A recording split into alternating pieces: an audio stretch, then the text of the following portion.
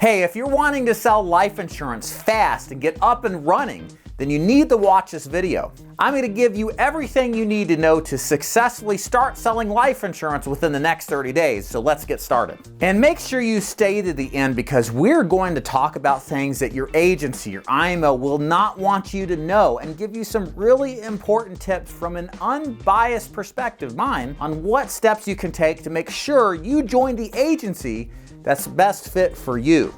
So step number one, get licensed. So to get licensed, here's what you need to do. Number one, you need to get your pre-licensing done. Now, what is pre-licensing? Do a Google search for either ExamFX or Excel. These are pre-licensing courses in all states that you are required to take before you can step two, actually sit down to take the test, okay?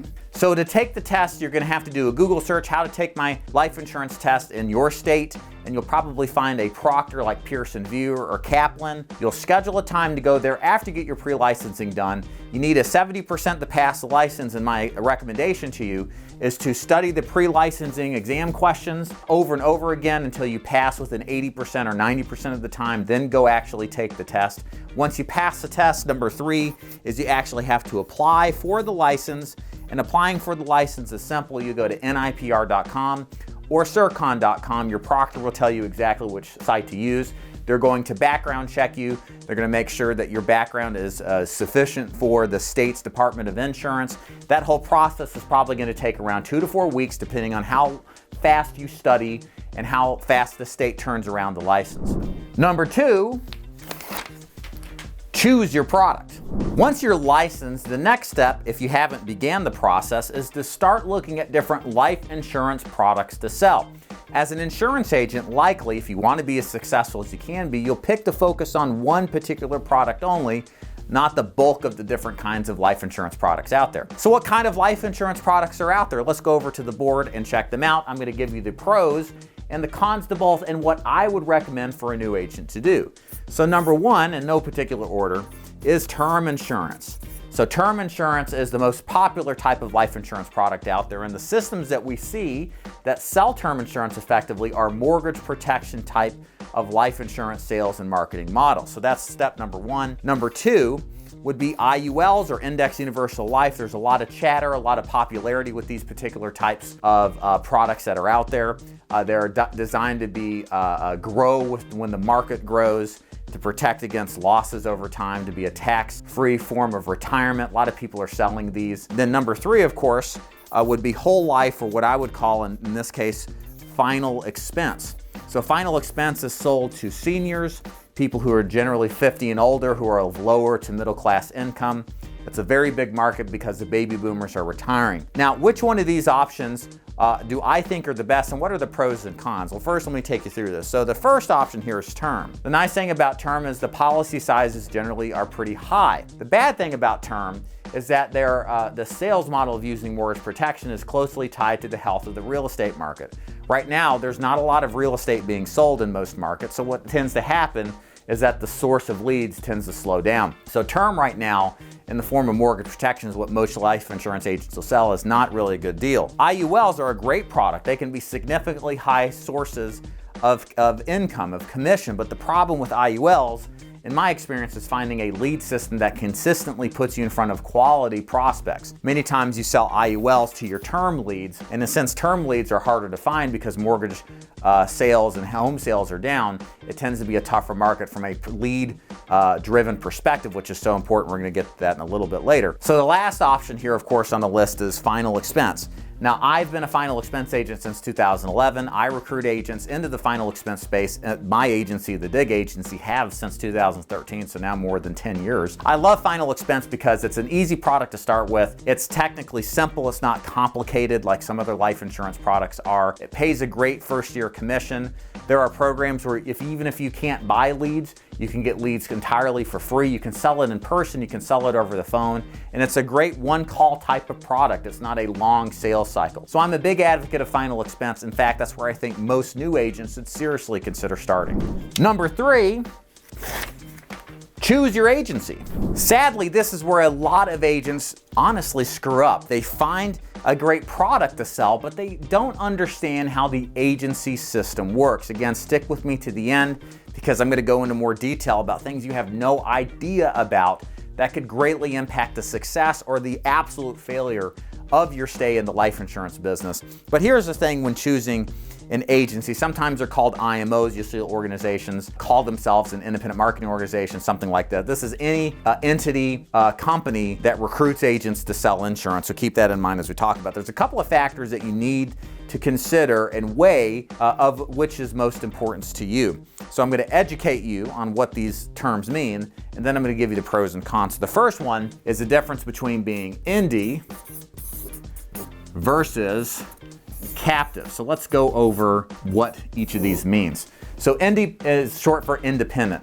An independent agent has access to multitudes of insurance carriers. Cool thing is, it's like owning a car lot and then selling the Buicks, the Cadillacs, the Chevys, the BMWs, the Porsches, right? You get to represent anybody and everything so that if a person walks in and is interested in buying, you've got a lot of options to sell that particular client. Makes sense, right? Well, that's what it means being independent, is more options, more sales, typically higher satisfaction with your client.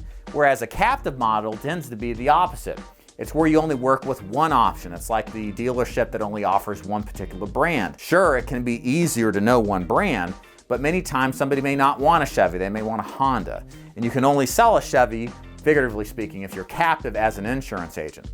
The pros of being captive, it's a simpler learning process, whereas the drawbacks is that you may lose sales, you may get replaced more often, you may have what's called chargebacks. More on that in a minute. You have to learn what these are. They're very bad if you're not careful and don't understand what they mean.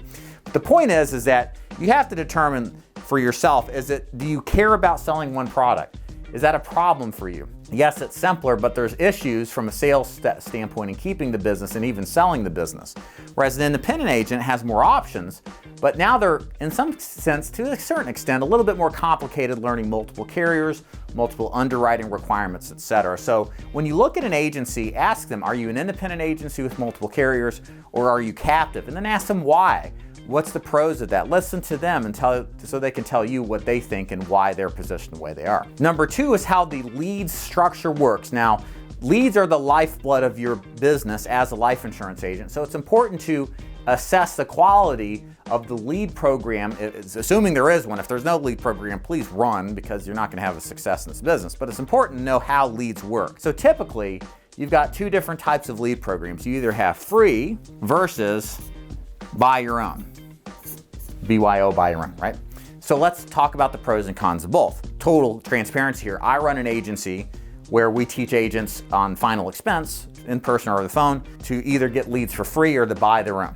Okay, so I know from experience how this works from my own agency. So on a free lead program, there's no out-of-pocket expenses to buy leads. All you have to do is show up to work, put your time on the phone or in person, depending on how you're selling, and then as long as you're making sales, you continue to get leads. This is a great setup, truly, for the vast majority of agents. To not worry about where your leads are coming from or putting out money yourself means you're going to be in a situation to where all you have to do is worry about getting leads and working them and making sales. And for most new agents, the free lead program, after 10 plus years of doing this, in my opinion, is where the vast majority of agents should be.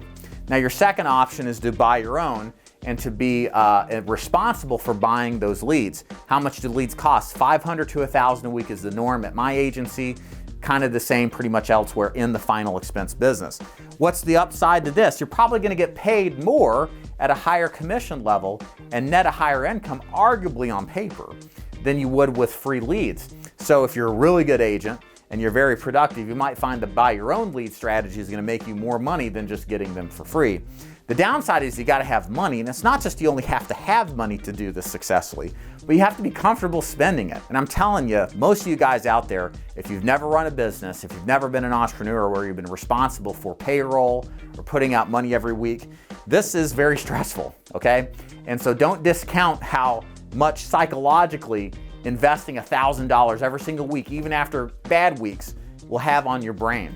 So this is why I discourage, for the vast majority of people, unless you're a dyed-in-the-wool entrepreneur, to go the buy your own route, but think about going free, because it just offers you so much peace of mind, and you might be taking a slight haircut, but you learn the business and you have a lot more security to keep your mindset in tune, which is so critical for sales success. So option number 3 is choosing whether you're going to sell face-to-face or remote. So face-to-face is the traditional way to sell in person at the client's home. Remote is to sell from your own home, calling them or doing Zoom meetings with the client. First, a couple of things you need to consider. Where is your strength? For example, are you a person that's better suited in person with a prospect?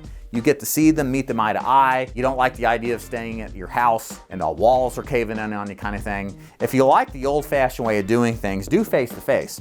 If you like the idea of working from home, you like the idea of selling over the phone, you've got some history there, you've got some experience, then remote is a great way to make sales in the life insurance business. Sometimes I get asked, what is best? Well, that's how I determine what is best, is based individually on the agent's personal strengths and weaknesses. There are fantastic agents making great money selling face-to-face.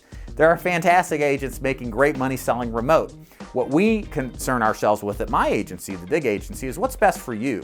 What's your background? Because then that'll inform us to give a proper recommendation on which route you should go, because there's great success in either strategy. We just need to figure out where your strengths lie and where you should go because of them.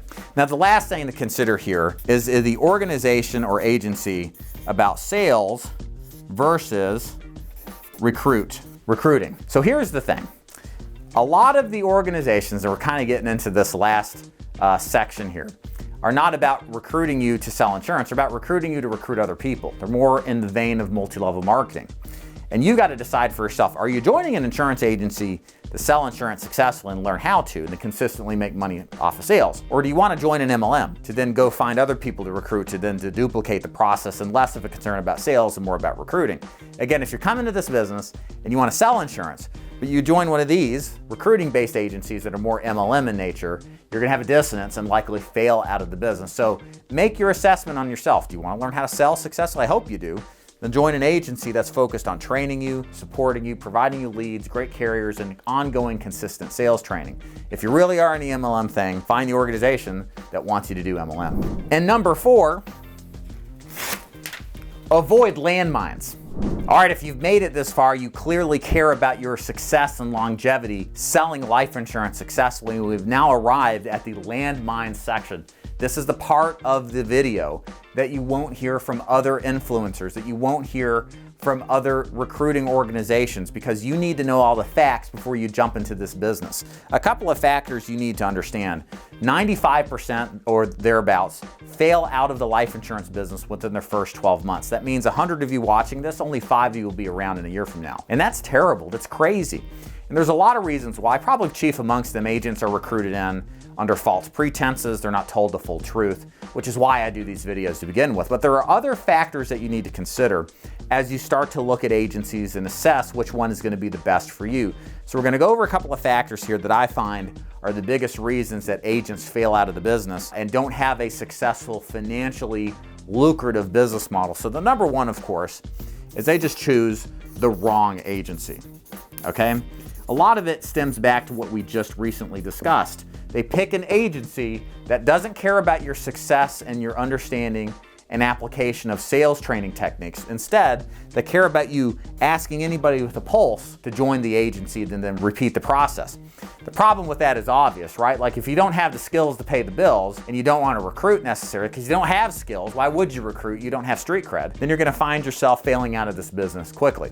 How do you avoid getting into a wrong agency? You continue to watch my content because I actually care about informing you about the biggest problems in the life insurance business. But the second thing is you interview with multiple agencies. You sit down and ask them questions. You ask for references. You actually want to talk to real life agents to give you an assessment of what the agency's like versus how it's being presented. Ladies and gentlemen, the people who run agencies, guess what? They're great salespeople. They also are putting their best foot forward. They're going to tell you everything that you want to hear. And more often than not, the things you don't want to hear, you won't hear from them, okay? Or the things you want to hear, they won't say, that may damage their true perspective. So make sure you vet your agency. Don't jump in 2 feet in. Go in slowly, assessing, asking questions, etc. Number 2 on the list here is no lead system. All right, like we said earlier, your leads are the lifeblood of your business selling life insurance. You better ask about the company's lead system. So there's a couple of things to be worried about. If they don't have a system, again, we all agree it's not worth your time to even pursue. Number two, can you do the lead system they're presenting to you? So you may be in a situation where you're being offered leads that are very, very old. There's one particular organization that's on YouTube. All they do is offer aged leads. Are you ready to work leads that are years old? Well, if you don't like working leads that don't remember filling the information out and is going to be frustrating to you, you can see it that way, then you have a mismatch between what you want and then what you're being provided. My advice to you new guys out there is to do this. Choose lead systems with fresh and exclusive leads. Fresh meaning leads that were just created, and exclusive meaning they're never resold. This is what we do at the Dig Agency because we want our agents, our guys and gals, to have quality leads to give them the best chances of success, not working and reworking a bunch of old junk that's already been called a million times and likely isn't a sale available. Keep that in mind with your lead systems, picking what's right for you and matches what you want. Number three on the list here is no support or training. So I look at the business of selling insurance like the guild, right back in the old days, right? You would meet with a master, you're the apprentice, you learn the craft for a period of time, but the master's interested in teaching you this because he's getting paid and he's getting some of his work offloaded. Likewise, in the life insurance business, you need to join an agency that's going to support you with your questions that you have getting onboarded, with the carriers, the CRM that you're using, and then more importantly, or equally important at least, is how to learn to sell this stuff. You got to learn how to sell this stuff successfully, overcome objections, how to handle the pushback that you're going to get in the first 30 seconds of your call. All of this here, ladies and gentlemen, is absolutely vital to your success if you want to sell insurance successfully. But again, so much of this business, you have two things that happen. One, you have the MLM presence, and there's less of an emphasis on this. They're more about recruiting people and throwing them up against the wall to see what sticks. And the second thing that happens a lot of time, a lot of these organizations that are teaching agents are really good salespeople, but they're terrible managers. They're studs. They're people who are just naturally gifted and good at sales, but they don't know how to duplicate that process in others. That's why, like for example, at my agency, we have trainers who understand how to train people as well as how to sell, because everybody's different and unique in what's important to them and maybe teaching them in a way that they understand. So having somebody who's patient, who's dedicated to helping you sell successfully is vital to your success in this business. Guys, don't join an agency where there's no training or support. And the last thing here, big landmine that you really have to be careful with is cash flow. Cash is king. You probably have heard that. Well, cash flow is even more king. That's the rate in which you get paid off of the sales that you make. If you get into a business, for example, like IULs, it may take time before the policies get approved.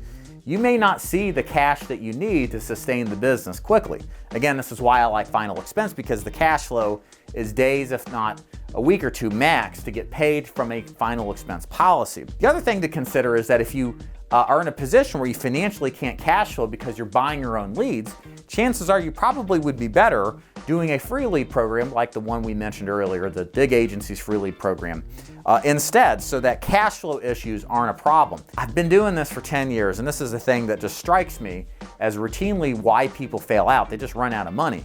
It's not that they're bad agents per se, but they have a run of bad luck, and they're in a position where they can't cash flow because they have to manage their own personal bills plus the business's bills, and they end up failing out prematurely. So this is why, for many agents out there, especially getting started who are new, a free lead program is absolutely superior to the one that you're buying your own leads. So this is the fast way of how you can get started selling life insurance in the next 30 days. Get your license, choose your product, choose your agency wisely, and make sure to avoid the landmines that so commonly cause agents to fail.